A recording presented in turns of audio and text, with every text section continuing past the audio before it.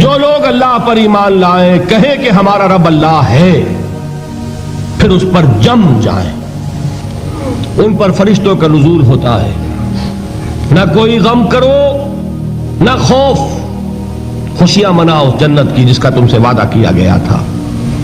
اللہ کی ربوبیت پر اطمینان جب انسان کو ہو جاتا ہے، میرا رب اللہ ہے، ربی اللہ، انسان کے لیے نہ کوئی کھٹکا، نہ کوئی خطرہ، نہ کوئی خوف، نہ کوئی حزن۔ جو کچھ ہو رہا ہے کس کے اذن سے ہو رہا ہے؟ اللہ کے اذن سے۔ اللہ کے اذن کے بغیر پتہ تک نہیں ہلتا۔ یہ کوئی اندھا بہرا مادہ نہیں ہے جس سے مجھے کوئی خوف ہو۔ اندھا بھینسا چلا آ رہا ہو اس سے تو ڈرنے کا ہر انسان کو ڈرنا چاہیے، نہ معلوم کس کو ٹکر مار دے، لیکن نہیں، اس کائنات کو چلانے والا ایک سمیع و بصیر خدا ہے۔ وہ جو میرا دوست ہے، میرا ولی ہے، اللہ ولی الذین آمنوا یخرجہم من الظلمات الی النور، اللہ اہل ایمان کا ولی ہے، ساتھی ہے، پشت پناہ ہے، مددگار ہے، حمایتی ہے۔ بتائیے جسے یقین ہو جائے کہ اللہ میرا مددگار، اللہ میرا محافظ، اللہ میرا پشت پناہ، اللہ میرا حمایتی، اس کے لیے کوئی خوف ہوگا؟ اس سے کوئی ڈر ہوگا؟ میں مثال دیا کرتا ہوں ایک بہت سادہ، پنجاب کے دیہات کی۔ تو بڑا چودھری ہے اور کوئی غریب کسان ہے، اس غریب کسان کے جانوروں کو ہر وقت اندیشہ ہوگا چوری کا، کوئی میری بھینس کھول کر نہ لے جائے، کوئی میرا بیل کھول کر نہ لے جائے۔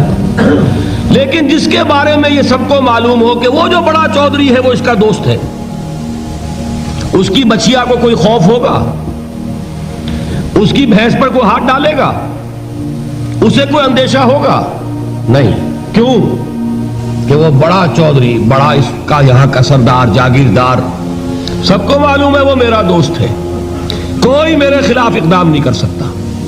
اس دنیا میں یہ چھوٹی سی بات اگر آپ کے دلی اطمینان اور سکون کا باعث بن سکتی ہے تو ذرا تصور کیجئے۔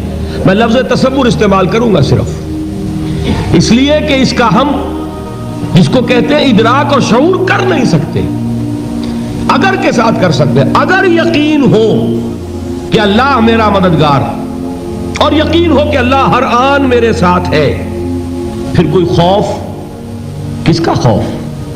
کوئی شے اللہ سے بالا تر ہے؟ کوئی قوت اس سے زیادہ طاقتور ہے؟ کوئی اس کے ارادے کو بدلنے والا ہے؟ کوئی اس کی مشیت کے آڑے آنے والا ہے؟ یہی بات ہے جو حضور نے فرمائی۔ یہ ایمان کا حاصل ہے لب لباب، کہ دیکھو اچھی طرح اس بات کو ذہن نشین کر لو، اگر تمام انسان مل کر تمہیں کوئی نقصان پہنچانا چاہے نہیں پہنچا سکتے، مگر جو کچھ اللہ نے لکھ دیا ہو، اور تمام انسان مل کر تمہیں کوئی نفع پہنچانا چاہے نہیں پہنچا سکتے، مگر وہ شے جو اللہ نے طے کر دی۔ آپ پھر میں کہوں گا ذرا طاری کیجئے، اسے فرض کیجئے، اسے سوچئے۔ اگر اس حدیث پر ہمارا دل ٹھکا ہوا ہو تو کسی سے ڈر ہوگا؟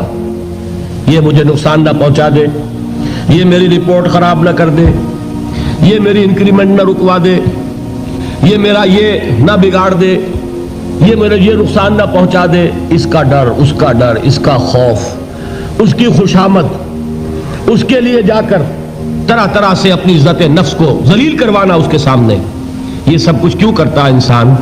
جب سمجھتا ہے کہ اس کے ہاتھ میں میرا کوئی نفع ہے، اس کے ہاتھ میں میرے لیے کوئی ضرر ہے، یہ مجھے کوئی گزن پہنچا سکتا ہے، یہ مجھے کوئی نقصان پہنچا سکتا ہے، یہ میرا کوئی کام بنا سکتا ہے، یہ میری کوئی ضرورت پوری کر سکتا ہے، اسی کا نام شرک ہے۔ جہاں آپ نے یہ سمجھا کہ غیر اللہ کے اندر کوئی طاقت موجود ہے، وہی شرک ہے۔ بتوں سے تجھ کو امید خدا سے نومیدی، مجھے بتا تو صحیح اور کافری کیا ہے؟ شرک تو یہ ہے جس پر بھی تمہیں یہ خیال ہے، کلمہ ہے یہ کلمہ سوم، لا حول ولا قوت الا باللہ، ذرا اس پر دل کو کبھی اگر آپ تصور کریں، پھر فرض کریں، دل ٹھک جائے اس پر، کوئی طاقت نہیں۔ یہی بات تھی جو شیخ عبد القادر جیلانی رحمۃ اللہ علیہ نے اپنی وصیت میں اپنے بچے سے کہی. 11ویں دینے والے ہیں، لیکن حضرت شیخ عبد القادر جیلانی کی وصیت اور تعلیمات کو کتنے لوگ ہیں جانتے ہو؟ یہ جن مقامات تک پہنچے ہیں وہ کس چیز کی بدولت پہنچے؟ انہوں نے جو پیغام دیا وہ کیا تھا؟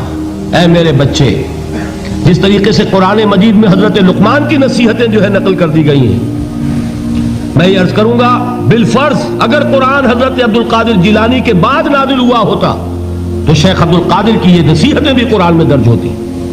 اتنی اونچی نصیحتیں ہیں. اے میرے بچے، اس حقیقت کو ذہن نشین کر لے، لا فاعل فی الحقیقت ولا مؤثر الا اللہ.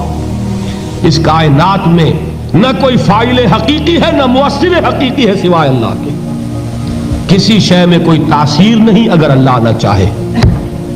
آگ جلا نہیں سکتی اگر اللہ نہ چاہے. پانی ڈبو نہیں سکتا اگر اللہ نہ چاہے. زہر ہلاک نہیں کر سکتا اگر اللہ نہ چاہے. کوئی چیز فائدہ نہیں پہنچا سکتی اگر اللہ نہ چاہے. تو در در پہ کیوں سر جھکاتے ہو؟ در در پر کیوں جبیں سائی کرتے ہو؟ سب کے سامنے کیوں ہاتھ پھیلاتے ہو؟ ایک اللہ سے مانگو. ایک اللہ کے سامنے زمین پر اپنی جبین رکھو. لا فاعل فی الحقیقت ولا مؤثر الا اللہ. نظر آتا ہے ہمیں کہ پانی پیاس بجھا دیتا ہے. پیاس بجھانے کی صلاحیت پانی میں نہیں ہے، اللہ کے اذن سے. کھانا بھوک مٹا دیتا ہے. بھوک مٹانے کی صلاحیت کھانے میں نہیں ہے، اذن رب میں ہے. دیکھیے یہی یقین تھا. حضرت موسیٰ علیہ السلام کا واقعہ یاد کیجئے. سامنے سمندر آ گیا ہے. قوم دیکھتی ہے پیچھے کہ گرد و غبار کا طوفان ہے. معلوم ہوا کہ فرعون اپنے لشکر سمیت آ گیا ہے. لشکر جب چلتا تھا تیز رفتاری کے ساتھ تو گرد و غبار کا جو طوفان اٹھتا تھا اس کا تصور کیجئے. اور لمحہ بلمحہ وہ قریب آ رہا ہے. پوری قوم نے کیا کہا؟ اے موسیٰ انا لمدرکون. اے موسیٰ ہم تو پکڑے گئے. قرآن مجید میں تو یہاں وہ باتیں نہیں لکھی ہیں، لیکن تورات میں یہ درج ہے کہ بنی اسرائیل جھگڑنے لگے، دست و گریبان ہو گئے موسیٰ کے ساتھ. موسیٰ ہمیں یہاں مروایا لا کر، اس سے تو ہم ہی بہتر تھے. وہاں کھانے کو ملتا تھا، زندگی تو تھی. بیگار ہم کر رہے تھے، موت تو نہیں تھی. اب جو کچھ ہوگا اس کا تصور کرو، جس طریقے سے ہمارے ٹکڑے اڑائے جائیں گے. تو لڑ رہے ہیں حضرت موسیٰ علیہ السلام سے. یہ تورات کی تفصیل ہے. قرآن میں صرف اتنا آیا ہے، پریشان ہو کر انہوں نے کہا انا لمدرکون. موسیٰ ہم تو پکڑے گئے. اس وقت موسیٰ کا جواب کیا ہے؟ کلا ان معی ربی سیہدین. نہیں، میرے ساتھ میرا رب ہے، وہ راستہ دے گا. بتائیے کہاں راستہ نظر آ رہا ہے؟ یہ ہے ایمان بالغیب. راستہ نظر نہ آئے تب اللہ پر یقین ایمان ہے. جیب میں پیسے ہوں اور تب دل کو اطمینان ہے تو ایمان کس پر ہوا؟ پیسے پر، اللہ پر نہیں. جب وسائل و ذرائع نہ ہو اور پھر یقین ہو کہ اللہ مسبب الاسباب ہے، وہ اسباب کا پابند نہیں ہے، وہ اسباب کا محتاج نہیں ہے، اسباب اس کے محتاج ہیں. اگر یہ یقین ہے تو اللہ پر ایمان ہے. یہ نہیں ہے تو تمہارا ایمان اسباب پر ہے، وسائل پر ہے، ذرائع پر ہے، مادیات پر ہے، اللہ پر نہیں. اس وقت کہاں راستہ تھا؟ کوئی راستہ تھا؟